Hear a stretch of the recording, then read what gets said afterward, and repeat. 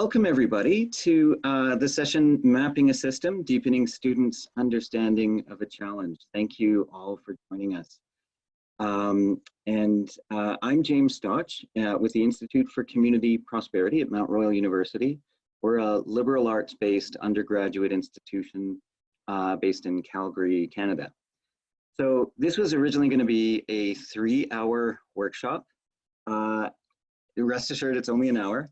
And we won't be asking you to do any virtual breathing exercises or electronic whiteboarding or anything like that. We totally understand that a 2-day virtual gathering can be actually pretty intense, so please be as active or as passive as you wish to be. And, you know, certainly we welcome random cats, kids, other life forms wandering in and out of view.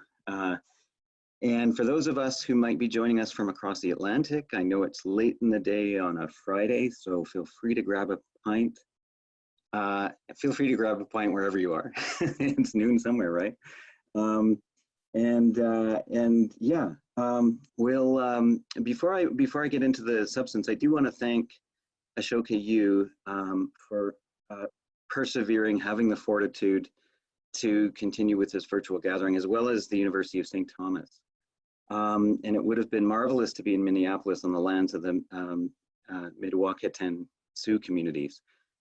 Just want to acknowledge that my home is Treaty 7 territory, which is the traditional territory of the Niitsitapi or Blackfoot Nation, and that straddles the international border between what is now called Montana and Alberta. So Treaty 7 also includes the Tsuut'ina Dene Nation, the Stoney Nakoda Nation, and its home as well to the Métis Region 3. So we hope this workshop will be useful for any educator who wants to help students mobilize critical thinking, collaboration, creativity, and communication to build high impact careers. Over the next hour, we will walk participants through the rationale behind and a few components of something we developed called a student guide to mapping a system, which we wrote to help students understand and describe complex systems. So in this session, you will learn about an array of system mapping tools, concept practices covered in the guide that we think are useful to bringing systems thinking into a social innovation context, either in the classroom or as a co-curricular, in a co-curricular setting. So we'll explore a little bit about how to help students understand the many dimensions of a complex social problem from a system standpoint, including who are the actors, what are their relationships, what's the history of this problem, digging into some causal factors, the importance of lived experience, thinking about power dynamics.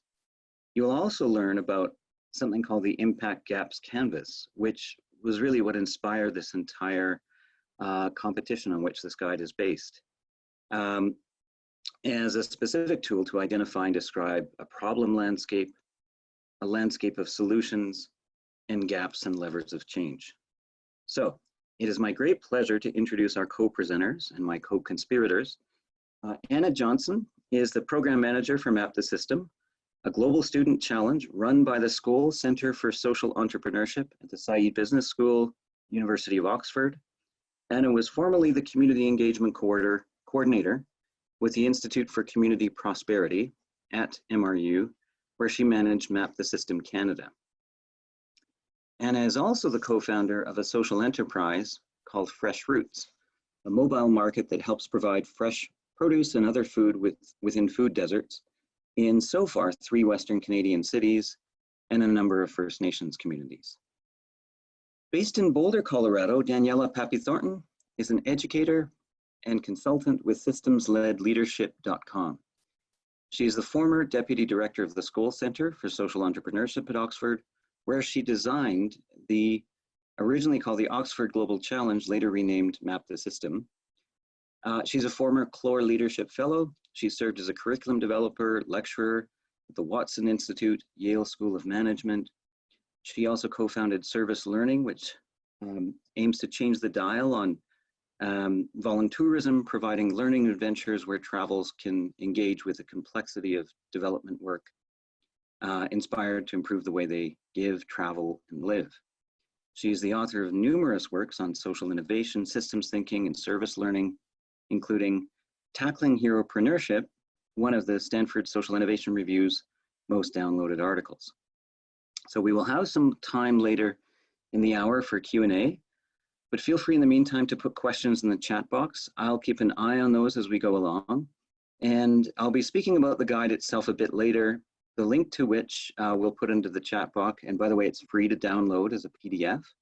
And Anna will talk about the Map the System challenge itself. But first, I'm going to ask Daniela to take us through a bit of an icebreaker to talk about the background and talk about the background as to why systems mapping we think is an important skill set for students to learn and practice. So Daniela, over to you. Thanks, James. This is Sky. He wanted to join us today too. So not too exciting of an icebreaker. I'm sure we'd get much more creative if we were in person, but really we just wanted to, and James, can you do the, I can't. Oh, yeah, sure. Right? Okay, great, thanks. We just wanted to ask why you're here. You know, a lot of you have little people like this you've got to feed, you've got other work, you've got a lot of things going on in your life, and you chose to give us your morning or your afternoon or your evening, depending on where you are right now, to join us for this hour. And so we really want to make sure that we're touching on the things that you are most interested in and make sure we're covering your questions. So we'll obviously have a deeper Q&A later, but for the moment, if you could just type in, here's why I'm here this morning. Why did you decide to attend this session? We'd love to understand why you decided to join us. As James said, please type in there throughout. We're happy to, if we're talking about something and you have a deeper question that's like, why did you do that? Or what do you mean by that? Or, you know, can you explain that further? If you're just on voice, feel free to just ask it. And then if you're able to type it in there, and we'll pause as we go and try and make sure that we're addressing your needs. There's not a ton of us on here. There's enough to be able to make sure that we're focusing on the topics that you care about. So if you can, type something in there. Great, so we have people that are interested in heropreneurship work, learn more about the tools. Yeah, I've had a hard time getting students to apprentice with the problem and not just jump into service learning or action. That's a really, we'll definitely touch on that. Actually, I'll probably touch on that first thing right now. About the guide. People are afraid to teach this. Thank you for saying that, Debbie. That's really helpful. I'm not doing a good job. The material, that's really, really, I think something that you voice for a lot of people. It's a tricky topic. It's complex by nature. There's students here who's working on Impact Gap project. Great. A master's candidate. Social innovation. Students who are doing this, and we're trying to help them understand the ecosystem, like ideas for how to do that. I think that's definitely a lot of you out there would, I know I feel that way too, trying to engage students with this, first gen students, local leaders. Great, this is a perfect topic for them. Great to teach systems mapping, non-traditional learners, tools that will help my students to be their best selves, ways to better integrate systems approach. Learn more about mapping a system, participated in Map the System before, great. Tools to enhance system mapping, great. Okay, yeah, this is a great one. I think we talk in circles in my groups and complain about the system, but feel stuck in changing those larger ones. Okay, amazing. Feel free to keep putting those on, and then when any of the three of us are not talking, we'll also be exploring these to kind of make sure that we're checking those boxes. So I think you all have highlighted a number of reasons that we're doing this. So James, if you just go to the next slide. And actually this, we'll pause on this for 2 seconds. I was asked to speak to why we started this. And before I worked at the school center, I worked in Cambodia and I ran a social enterprise, even though I didn't really know that that's what that was. And I was your typical heropreneur. I got off the plane in Cambodia and I was going to fix education, right? It didn't matter that I didn't speak the language, I didn't understand the culture, I'd never lived there before, I didn't understand my own education system, let alone their education system. but I won business plan competitions. I got a ton of accolades and funding and support and high fives and donations and hero worshiping, friends thinking I was so great, right? And I went through this process and lived in Cambodia for 6 years. And the process for me was, I'm here to save things. Oh my gosh, this is complicated. What was I thinking? I've broken things. Oh no, how do we do this better?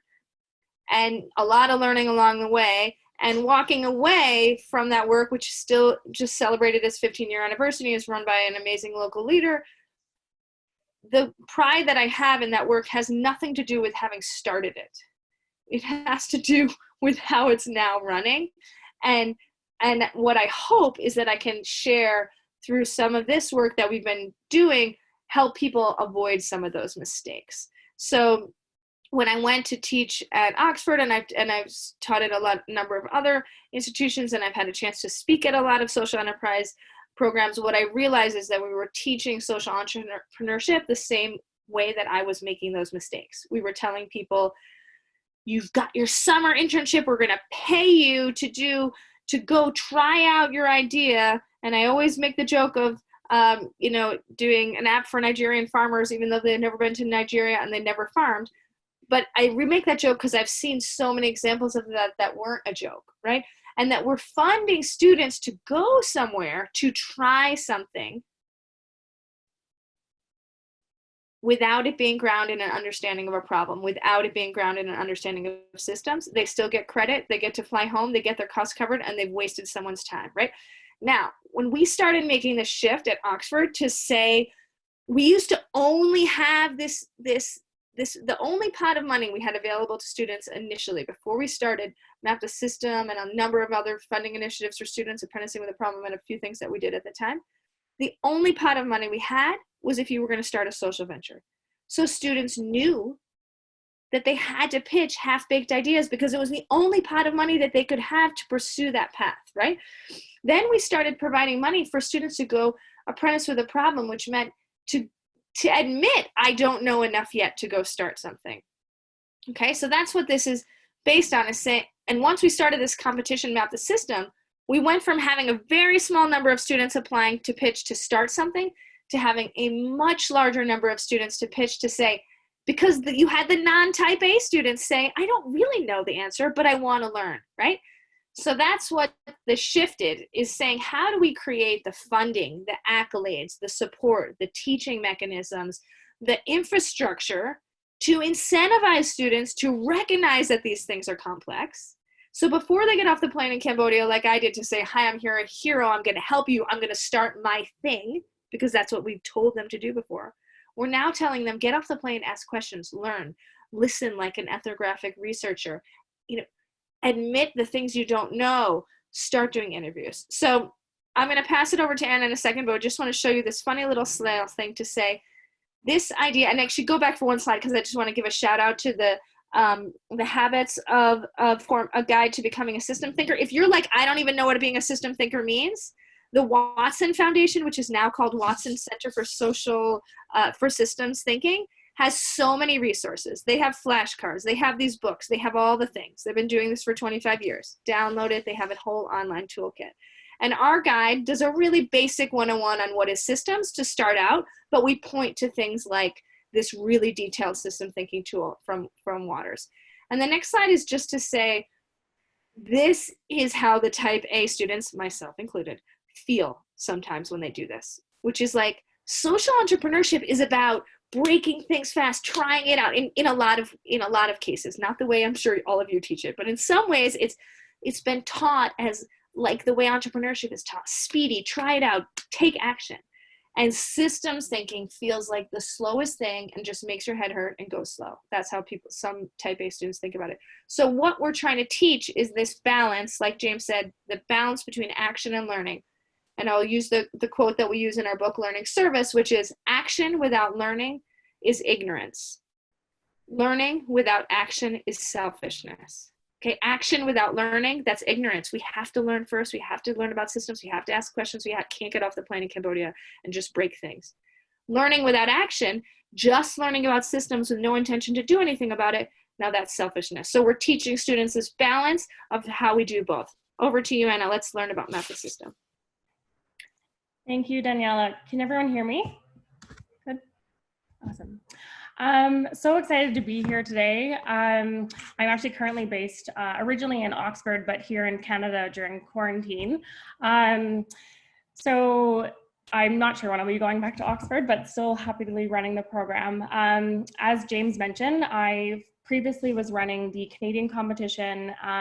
Before that, I actually ran the competition as an educator, and even before that, actually took part as a participant. So I've been part of this competition for the past 4 years now. It's hosted by the School Center for Social Entrepreneurship, which is housed in the Said Business School at Oxford University. And it started in 2015, actually under the name the Global Challenge. And it was in 2015 when it first started. It was primarily for the Oxford MBA students. And it was really designed as an antidote to business plan competitions, as Daniela said, and to change that conversation. The year after, it then opened up globally. So institutions from all over the world can partner to take part in Map the System. This year, the competition has grown substantially and doubles every year. So now we have 54 institutions taking part. And the purpose is really, again, to foster a systems thinking mindset, and students use a systems lens to understand a complex social or environmental issue. Really, one of the things that's unique about this competition is that rather than being evaluated on a solution, as Daniela mentioned, participants are actually evaluated on the depth of understanding of the problem. So they actually dive deep into understanding that the system really, really well, understand the solutions landscape. So what is existing. It's not about coming up with anything new. It's about understanding what's going on, what has worked, what hasn't worked, and why. And then looking at the gaps in between, and from that approach and from the mapping process and applying systems thinking, they actually can take a step back and look at, uncover insights and point to key levers of change to make some meaningful change in the system. So I not only just love working for the School Center, but really firmly believe in the competition and the learning behind it. It's, as James said, I run a social enterprise, and it's completely changed the way that I work and see things. So we've had that feedback from participants, and it's really a great competition. One of the things as well that I love about it is that teams can take part in up to an individual or up to five team members, and the only requirements is that one team member has to be either current or recent graduate of the host institution, so they can create these really incredible interdisciplinary teams and bring in practitioners if they want, or other academics. So we encourage interdisciplinary teams to take part as well, and then they are required to the deliverables are a systems map, written research analysis, as well as bibliography. And then if they make it to the next stage, they're invited to do a presentation. And every year we do a global final hosted at the School Center in Oxford University. So this year we're actually going to be doing it virtually for the first time. So if you want to save the date for the 7th of June, we'll be opening up the virtual competition, and you'll be able to listen to the presentations this year. So stay tuned for that. And actually, sorry, the last thing I'll say is as Daniela was saying, it's really to change that conversation.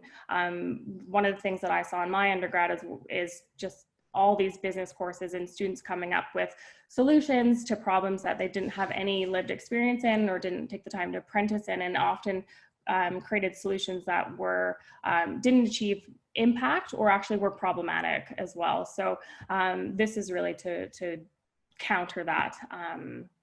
And we've had past participants go on to could do master's or PhD research. They've gotten apprenticeships, they've gotten internships. So it's really cool to see them go from the Map the System stage and then go on and continue that work because they're so passionate about it. So I think that's it for this slide.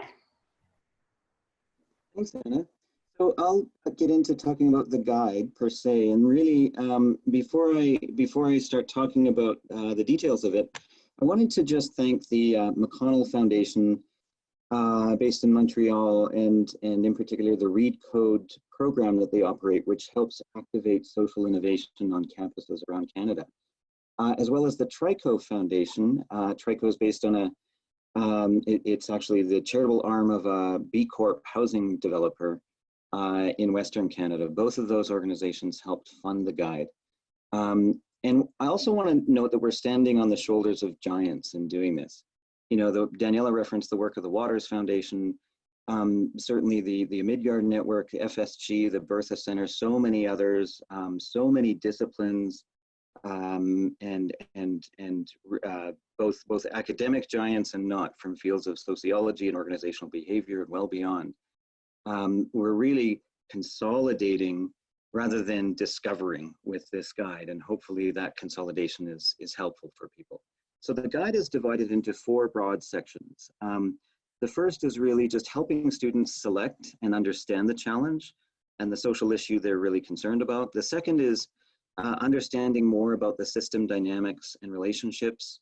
The third is understanding gaps and levers of change. And the fourth is really putting that learning into action beyond the competition itself. I'm going to speak to the first of these 2 components, and Daniela will speak to the latter 2. The current edition of the guide at 114 pages is daunting perhaps. So we're not going to, we're just going to touch on a few components.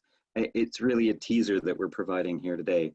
The guide as well is not meant to be read cover to cover, you're welcome to, but rather to be more of a reference where students might feel stuck or needing additional support in certain areas. So first, who is the guide for? What kind of student? So we talk about the guide around the different strengths of different students, depending on the fields they're in. And, you know, any archetype is, depending on your point of view, a stereotype. So bear with me on that. But we try and sort of illuminate that, first of all, this is definitely for business students, but not only for business students. So for business students, you know, they helpfully bring to this an action orientation that can be useful, poise, professionalism, often, but our take is that usually business students benefit from a deeper understanding of the problem and of the people living the problem. So we really encourage teams where possible, and ideally cross-disciplinary or interdisciplinary. What about students in professional faculties, nursing, medicine, social work, and so on? Well, they bring insight into real-world systems. Often they're doing internships or practica. But they could also benefit from being prodded into imagining how the system could be better. So they're not just prepping to enter the system as it is, but how could it be transformed or reimagined? And then for arts and science students and social science students, humanities students, they can be superb analysts of social problems, including the underlying root causes, the deeper cultural, sociological, other foundations. So they're really good at actually digging into the problem already.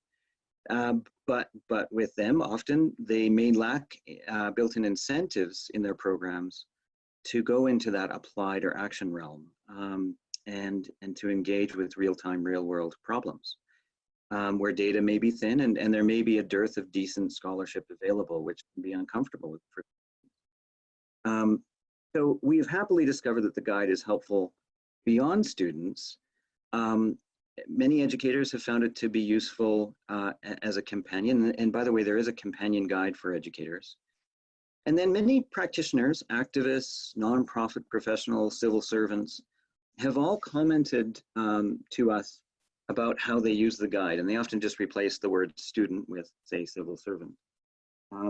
It's certainly not perfect for those purposes, but I think we've certainly got positive feedback on that.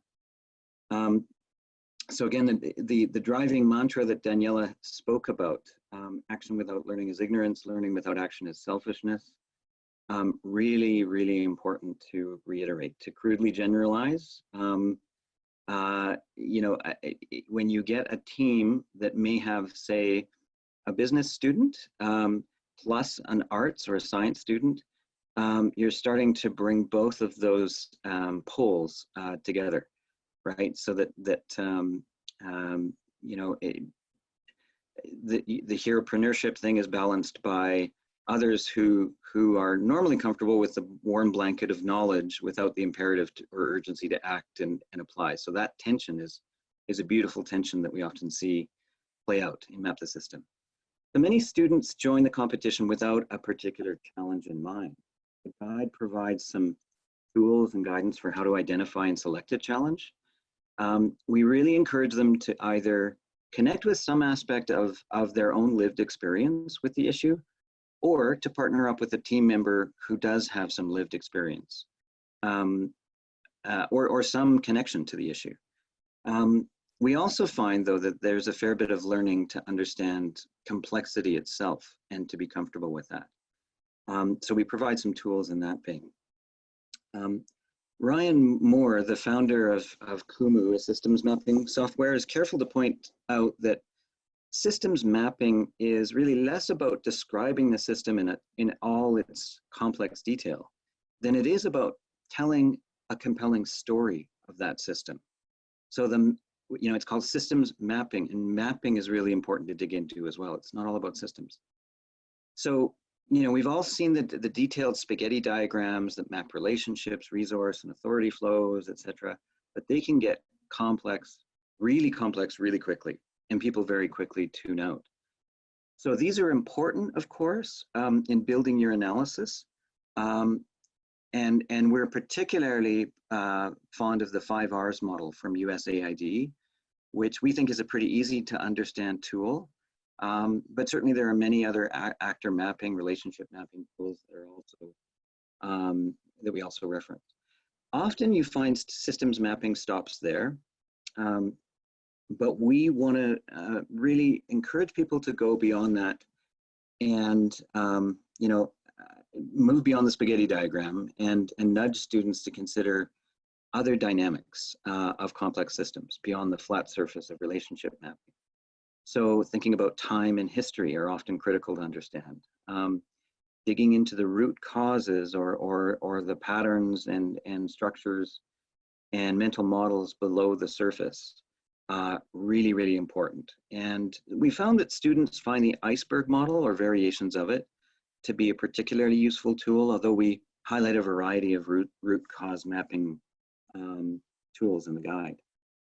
We also challenge them to consider power, both formal power in terms of authority, but also less formal forms of power in terms of money, funding, privilege, and so on. So sometimes this is accomplished through a journey map, and sometimes it's demonstrated well in the kind of dynamic feedback loops that Donella Meadows pioneered, which we do go into a little bit. But other times it's just as simple as using a tool like Lewin's force field analysis or stakeholder analysis. There are certainly other tools that dig into power and privilege in really interesting ways as well. So like John Gaventa's Power Cube model, for example. So that's another important dimension. We also have a lot of information in there on research and how research for this, for systems mapping is quite different in some ways than just researching for a term paper, for example. So as we move from understanding system dynamics to understanding gaps and levers of change, I'm going to pass things over to Daniela again. Thanks, James. Okay, so, and feel free to put in questions out there as you're listening to us, as James just talked about power, I just want to acknowledge someone had said, I think it's Debbie had said, there's a lot of fear around teaching systems. There's definitely a fear around teaching power too.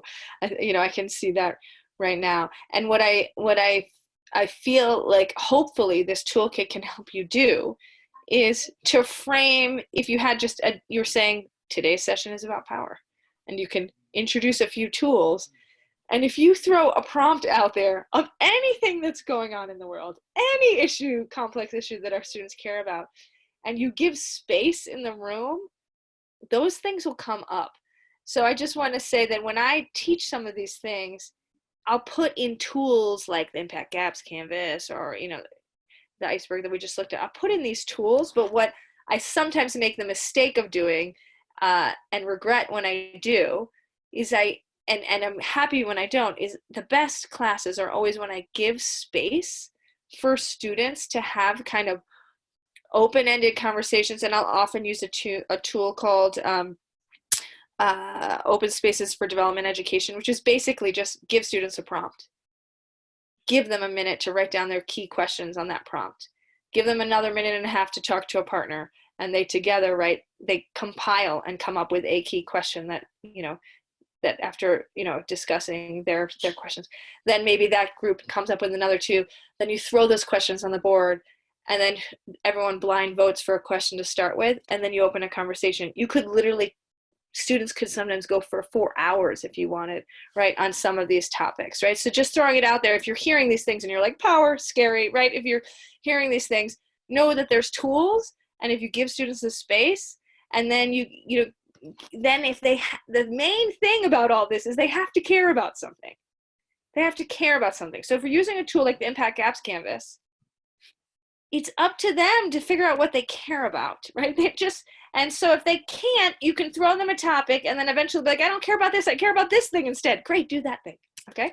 So the Impact Gaps Canvas says, what do you care about? Then let's look at the challenge mapping on the left, which is like, what are the numbers? What are the facts? I had a student say, I really care. I want to start a program doing entrepreneurship education for women in sub-Saharan Africa.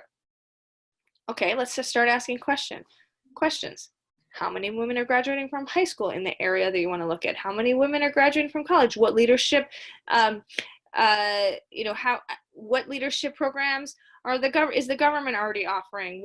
Has there been any studies to show that there's gaps in learning? What are those? Have you already done an ethnographic study? Have you interviewed anyone? What do we know, right? So what are the facts? And what I always tell students is that like the only thing the Canvas is asking you to come up with are facts and questions. If you don't have a fact, it's an assumption, so turn it into a question, right?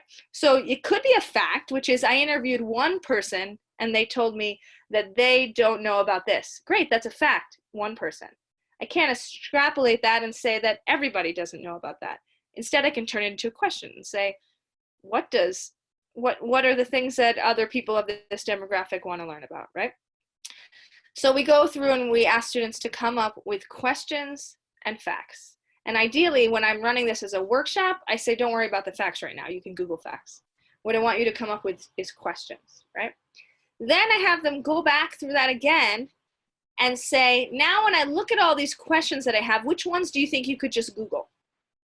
Which ones do you think you could never know the answer to? Something like if students care about homelessness in their hometown of Calgary, they might say, one of the questions can be, what does every homeless person in this city, what skills do they have that they brought to the world before they became homeless? Or what do they really care about? What do they need? Okay, you're never gonna know what every single one wants. So what's a way to find a proxy?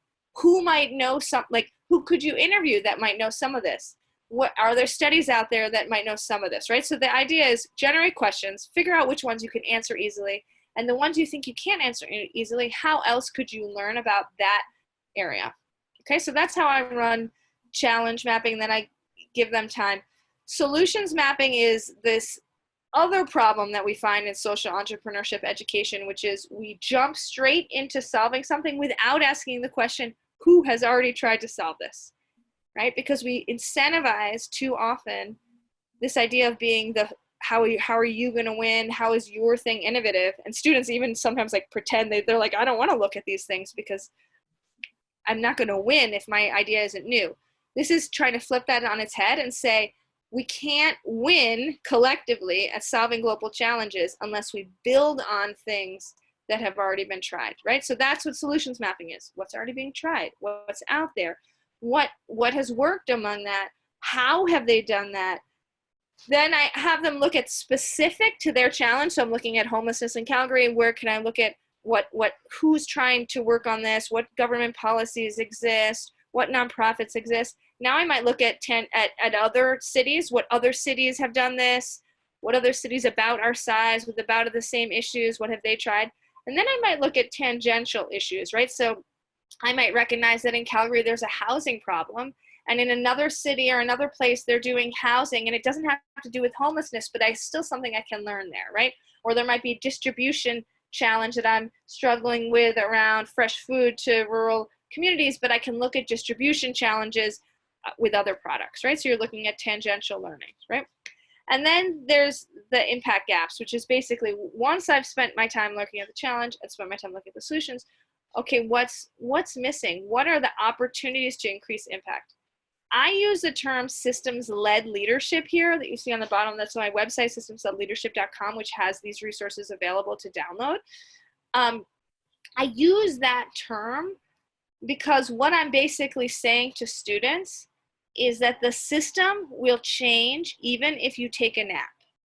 The system is not, you are not going to fix it. You are not going to be the systems change leader, which is a term that I used in a talk that I realize now was really wrong.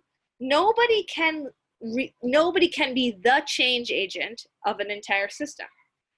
So instead, you're being led by the system, as in looking at what are the facts, what's already being tried, what might be missing, and that's leading your action, right? So I believe that a lot of, as educators on these topics, our job is to teach leadership. When I had to pitch my curriculum at Yale, I had to put in all this academic stuff and all these readings that I didn't talk about like open spaces for development, education conversations where students just get to have a chat for an hour, you know, or where I bring in a lived experience leader to do poetry and push students on their conversation and thinking about power, privilege, and race, right?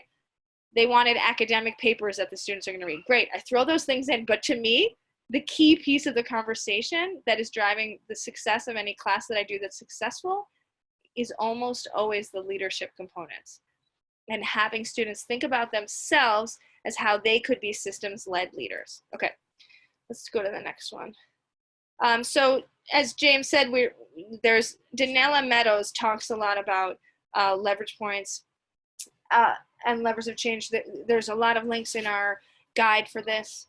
But that's, if you think about what the last slide was, which is the canvas of the challenge, the solution efforts, and the impact gaps in the middle, you're looking at gaps, and then you're saying which of these levers might be pulled. Now, the answer to this can never be, I looked at a very complex challenge, and the only thing that's really needed is my idea for a social venture, right? That's not possible, right? And that's what we want to get away from. Instead, we're saying, okay, well, there's opportunities to shift things in the policy world. There's opportunities to shift things in the social innovation world. There's opportunities for knowledge sharing. Maybe there's media needed. There's probably the mindset shifting, right?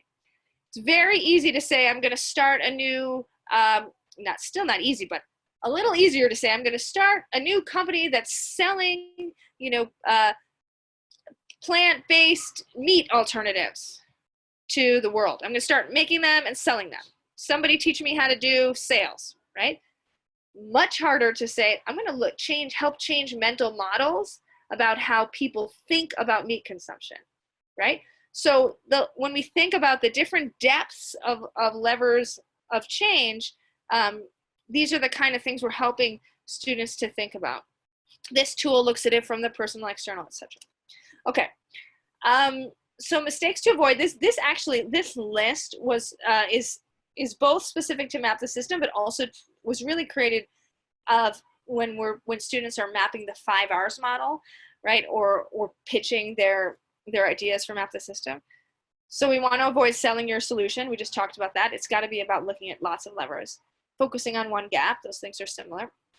Not backing up your ideas. Oftentimes students do decent research, and then all of a sudden they're just back in ideation mode, right? So someone asked the question, how is design thinking different from this? Design thinking is kind of almost the next step to this. Once I've looked at this and I've then decided on a lever that I think is important to fill, right? When I said use the term systems-led leadership, I'm now trying as a systems-led leader, I'm taking a look at the system and I've decided on a gap that I think, like I've looked at myself, here's what I'm good at, here's my power dynamics, here's what I like to do, here's the resources I have, the knowledge I have.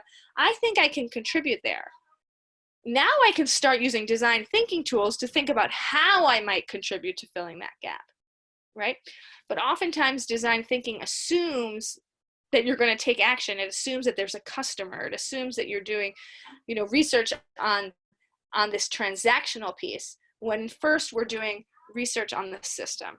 Okay, so students sometimes jump straight into like, here's my ideas of how to solve it, but they're not backing it up with the research that they just did. Encourage them to go back and say, hey, you just looked at all these examples. Tell me why you think that would be a good idea based on your research. And then being too certain, which, we all fall into it, and I certainly do, even with this. So, we're throwing out some ideas, and we are not certain how to teach this. We mess it up. It's hard. It's complicated. And I think one of the key things for all of this is to model for our students that it's complicated and that it involves doing this piece, the lessons learned, and the looking at your own assumptions and where those might be wrong, right? So the piece of map the system that even if you're not entering map the system, if you're just using this way of teaching for your students, I think a key valuable piece is to help them understand that when they learn something or they challenge an assumption, that is a key piece of success, right? I had this assumption, it's been challenged, and now I have a lot more questions here. In the lessons learned section, we asked them, what questions do you still have? You're not doing a PhD, right? If these students are just in your class for a semester, we can't expect them to be complete experts on a topic. So we want to encourage them to not be too certain and to say, if I had 3 more months, ask them that question. If you had 3 more months, what would you do to learn more about this topic? What do you still not know? What have you only scratched the surface of, right? These are the types of questions that we can ask them to encourage them to understand that, yes, sure, we can start jumping into action before we know everything about the system, because nobody can know everything about the system. But we have to keep checking into the system and say, was that assumption really right? Is there more I can learn about this? Are things changing, right? So that's a part of why we want to teach them to reflect on lessons learned. Okay, so next steps. Next steps is when we can start to go into action, right? That action in traditional social entrepreneurship education is start a venture, right? That could be an outcome of some of this. It could be that that's the gap I want to fill and that's the skills that I have. But we also want to open this up to someone being an entrepreneurial researcher to say, I'm going to conduct research. I had a student who said, I want to start a venture for women's feminine hygiene products in sub-Saharan Africa. Then we looked and found more than 20 different examples. And what she realized when she did her self-reflection piece, which is the inner work piece we're talking about here, she did some inner work to realize, the thing I'm really good at is research. So then she realized, wow, instead of starting a 20-second, not that there couldn't be a 20-second, there certainly could be.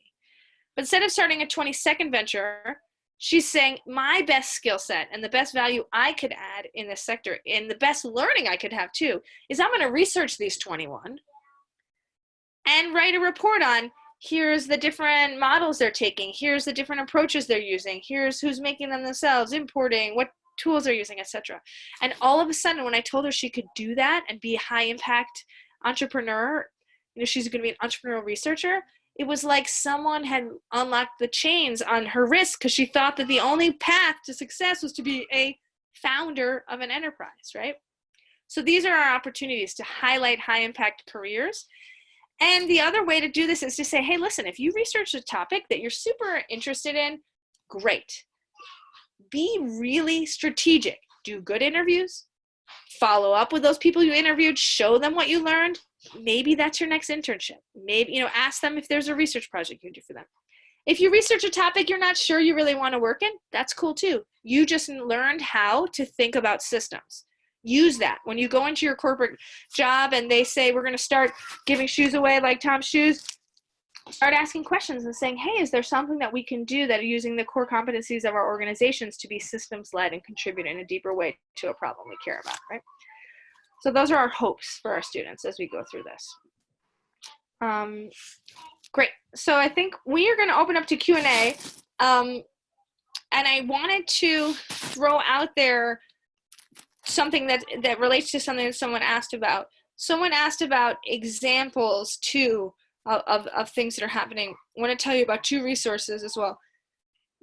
Out of the back of this work as well, we created in partnership with Josh Kubista, who's now the Dean of the Social Innovation Institute, and the team at the School for Systems Change. We have another website called systemschangeeducation.com that has examples of what different universities and educational programs around the world are doing in relation to systems-led leadership. And then Josh Kubista and the team at the Social Innovation Institute in Canada are just about to release a toolkit, an online toolkit. And Debbie, I'm sure you'll share what Debbie's doing as well.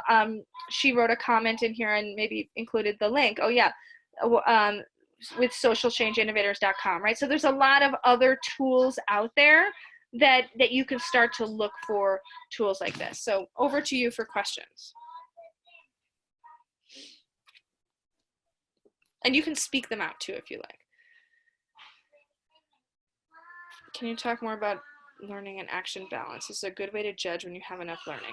Okay, so listen. If you're in a business school, you probably have a lot of action-oriented kids who've been put into hackathons and whatever, so that's when you want to pull the reins back and you want to start to say, okay, let's do some learning and some research, right? Even within that crowd, you're going to have some students who ask that question, who say, I don't know enough yet to take action, especially if you're probably doing something outside of an MBA, a deep research-based program. They probably think they've engaged with complexity so much that they realize this is too complicated. How can I ever help? And that's when you want to send them to a hackathon, right? So as an educator, your job is to help see where are my students stuck? Are they stuck thinking they don't know enough and they're paralyzed and they can't take action? Great, let's do some ideation. Or are they stuck because they're trying to take action on things they know nothing about and no one's asked them to think about the problem, right? So there is no right answer. There's never enough learning. There's never a wrong time to start thinking about action, but it's about striking that right balance and showing examples. When I have speakers come, I always have a speaker. So I usually start my class with looking at 2 perspectives on the same issue. I look at MyBank, which is a social business based in the UK that was teaching financial education. And they were very much a social venture selling their services. And after a few years, they took a step back and said, actually, to help solve this problem, we should probably influence policy. And they worked with a team to change policy in the UK around financial education. And then I look at a group that was trying to look at the rethinking the financial sector, but from a total systems lens. And they took about 3 years before they even started to think about what direct action they'd want to take, right? And we look at both of those things just to compare and to say, neither is right, neither is wrong, right? But that we need this kind of balance. Someone want to take a different question? There's a question here from Nicole about looking for ways to encourage cross-disciplinary teams. Also wondering about other skills development or learning, such as behavior change, change management, nudge theory, policy design, etc. Yeah, cross-disciplinary teams. Anna, do you guys still do like a pitch day? At Oxford, we used to have people stand up. Here's the issues that I care about. Here's the, and then try and cross-pollinate, and we'd invite people from all different, MBAs and across the school. Yeah, we do sort of like and I know James has done this at Mount Royal as well, but almost like a speed dating event for people who are interested in getting involved and looking for other people to join. That's worked really, really well. It's basically the same concept. People stand up and pitch their idea, and then it's like a facilitated networking. So that's a good way to go about that. Great. And there's another question about lived experience from Nancy. Is there an interest in including those with lived experience in the group discussions and to become part of challenges and enterprise initiatives? Great. That was actually, I realized why I was pointing you to systemchangeeducation.com, so you can look at different examples. So at Yale, they started something called Neighbors in Residence. They brought lived experience leaders who are running social justice, social impact organizations to come in and be fellows at the school. They give them access to the school, but they pay them for their time because they realize that having those leaders in the classroom is actually a huge service to the university. They pay them to have office hours each week so that when students are coming up with these like slightly grounded ideas about what they want to do in the community, they now have a local leader to sit down with who can help point them in the right direction, right? So that's written about, you can learn about that, right? One of the key things is, as educators, we need to highlight examples of the value of lived experience, right? There is the work of Baljit Sandhu. She was on the Ashoka Yu's conference last year on, it wasn't Baljit who was, it was Antoinette D. Carroll was on the main panel on a plenary last year. She has some amazing work out there about, especially around vocabulary too, and how we look at the social justice terms around lived experience leadership. And then Baljit Sandhu wrote a report called The Value of Lived Experience, also linked in our work and on the System Change Education report. And Baljit has done a really amazing different initiatives that you can read about to help highlight that. And part of that is research gaps. There's not people researching this and publishing on it. And that's one of the things she's looking to fill as well. So Radovan had an interesting question. He's been using the Canvas for a couple of years with his students. And he says they still resist going through the process of research and learning about the challenge. Even though they're interested in solving it, they really want to get to action right away. Do you have MEAs, Radovan? Yeah, part of it is creating the incentives, right? It's like making this a part of the course, making the grades. Part of it is highlighting examples of where people have gone astray by not doing this. And part of it is recognizing that sometimes our job is to teach students to do things that don't feel as fun, right? It's fun to come up with ideas if you're an ideas person, right? So I think the real key to this is showing examples and some, so like my curriculum is on there on my website, my Yale curriculum. You can download that. We've included different things on Debbie's website. But if you can start to look at different examples that you can share or bring some graduates in, right? The Tackling Heropreneurship report, I highlighted people at the end with a goal of showing the people who didn't do this usually failed, right? And so part of this is to help them understand that this is an essential piece to the success of their next step, and to detangle them from the vision and the idea that the only next step is starting a venture, right? To help them think about other pathways to possible success. I think if others have questions, you're free to also just unmute yourself and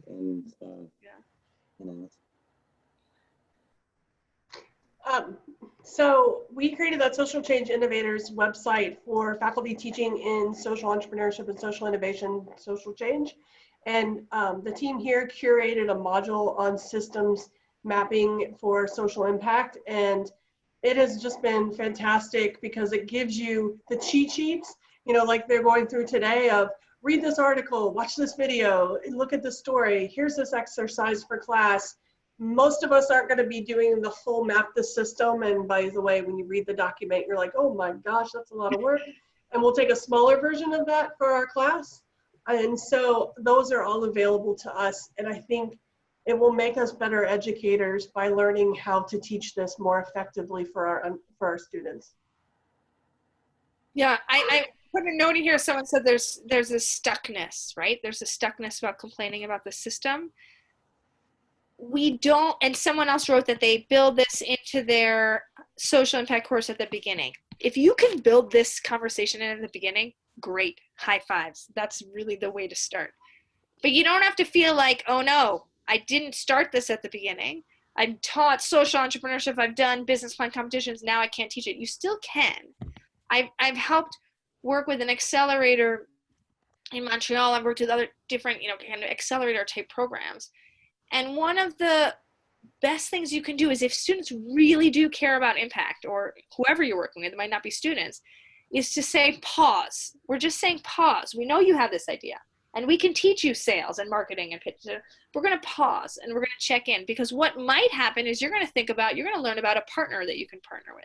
You're going to learn about a government initiative that your work might fill and connect to, inspire, right? You might do what at University of Waterloo, at their Center for Peace Education, instead of doing an accelerator where they teach people those business skills, they teach them government 101 and handhold them introductions to the government, right? So our job and opportunity as educators, wherever we are, if it's the start of this, if they're deep into their entrepreneurial journey, like if you're working with Ashoka, they do this at the Globalizer program, our job is to help at any point and say, pause. How can your work contribute to the impact of other nodes in the system, and join things up so that collectively we can start to solve these really complex problems? And that is empowering for students to know that even if they're just a student who's not even starting a venture, they can do a little thing, share their research, online. So that's my hope for this, is that students really feel empowered wherever they're at to be able to contribute to solving a social challenge. One point that might be useful to add, maybe Anna, you could talk about this, is on the lived experience front, the challenge itself is designed to permit and even encourage non-students who may be closer to the problem than the students themselves. So can you talk a bit about that, Anna? In terms of teams? Yeah. Yeah, I mean, so for teams, you can have team members that are people who are in the system, so they're living it every day. I have yet to really see that.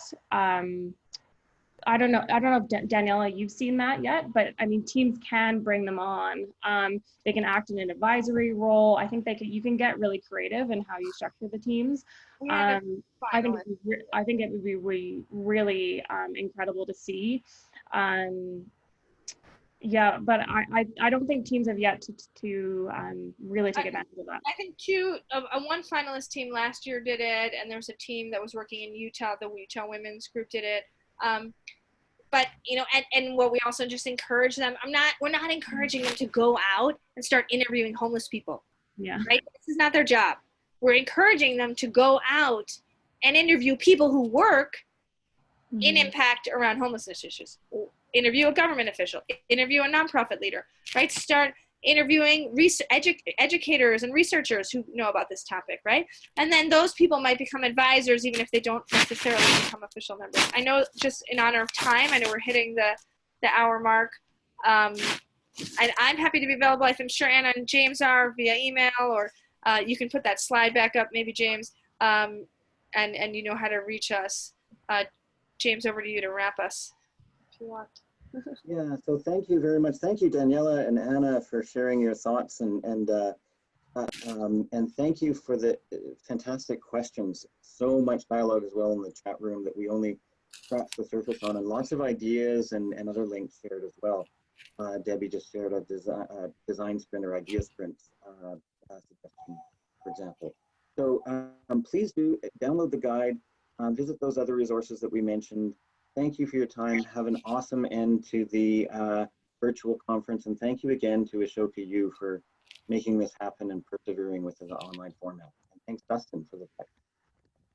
Awesome. Bye, folks. See you at the keynote. Thank you, everyone. Thank you, everyone. Thanks a lot, guys. Thank you. Oh, thanks, Summer. If anyone's here and they still have a key question, you can feel free to add it. Yeah. Daniela, I'm actually going to make you the host. So in case folks have some last minute questions, you can stay here and it'll stop recording whenever you're ready. Okay, great. Happy to. Awesome. Yeah, absolutely.